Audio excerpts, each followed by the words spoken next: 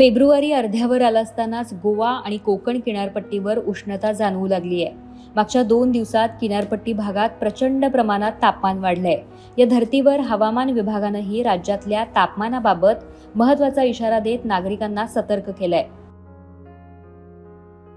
यामध्ये विशेषतः कोकण किनारपट्टी आणि गोवा प्रांतातल्या नागरिकांनी काळजी घेण्याचं आवाहनही करण्यात आलंय।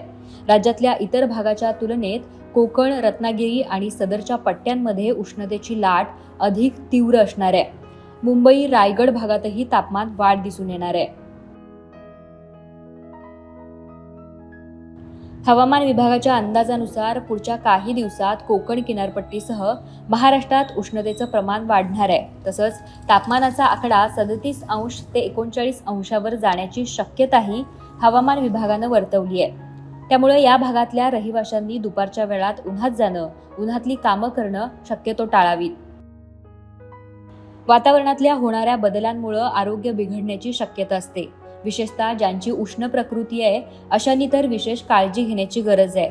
भर उन्हात फिरल्यामुळे चक्कर येणं, अतिप्रमाणात घाम येऊन रक्तदाब वाढणं, हृदयविकार जाणवणं असे प्रकार घडू शकतात। त्याचबरोबर उन्हात जाताना पूर्ण बाह्यांचे हलके सुती कपडे वापरायचे आहेत। गडद रंगांचे कपडे शक्यतो टाळा। डोळ्यावर गॉगल, डोक्यावर टोपी किंवा स्कार्फ गुंडाळणं महत्त्वाचं असणार आहे। याचबरोबर आहारात काकडी, संत्र, लिंबू, कलिंगड, कोकम सरबत, आवळा सरबत यांचा समावेश करणं गरजेचं आहे।